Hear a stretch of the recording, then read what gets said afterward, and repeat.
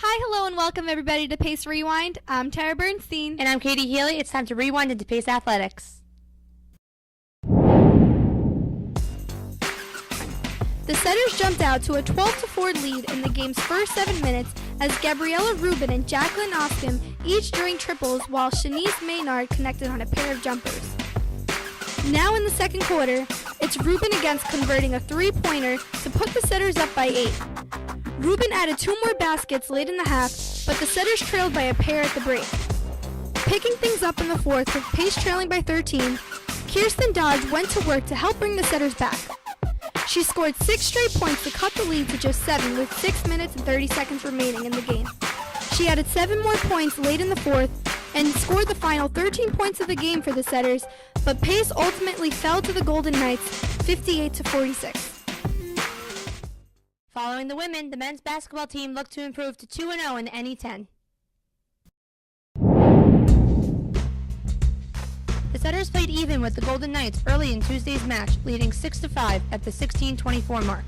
Later in the first half, Kyle Pearson nailed a 3 to get the Setters back within 4, but the Golden Knights strung together 5 straight points and eventually took the 38-27 lead into halftime.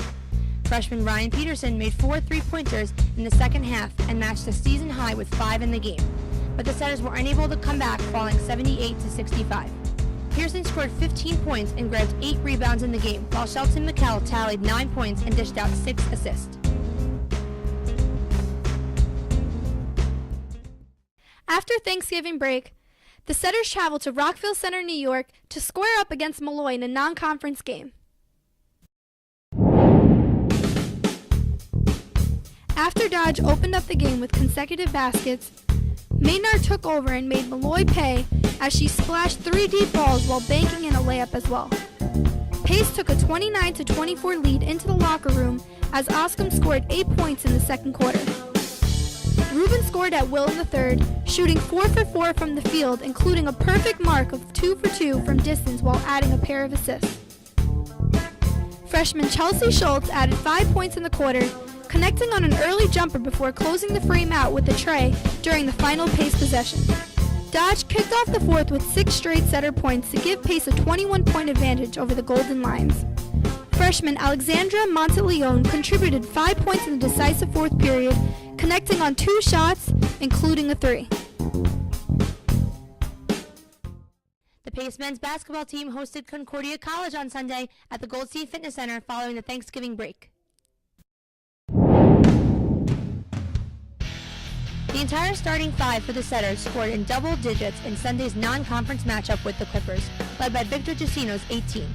The Setters controlled much of the first half, taking a 30-22 lead with 6 minutes left before the break. Concordia turned it around and went on a 7-1 run to get back within 2. Shelton McKell then drained a 3 to halt the Clippers' run, but Concordia's Peter Aguilar hit one of his own to keep the deficit at 2. With the Setters trailing by 1, Shelton McKell drew a foul with less than 2 seconds before halftime and made both free throws to take a 38-37 lead going into the locker room. Concordia took control in the early goings of the second frame and held a 70-64 lead with just 6:27 remaining. The Setters trailed by 13 in the final minutes of the game and managed to cut the difference to 9 at 81-72 on a jumper by Brian Rivers, but the Clippers never yielded to lead and held on for the 88-79 win. Kyle Pearson turned in a double-double with 14 points and 11 rebounds in the game.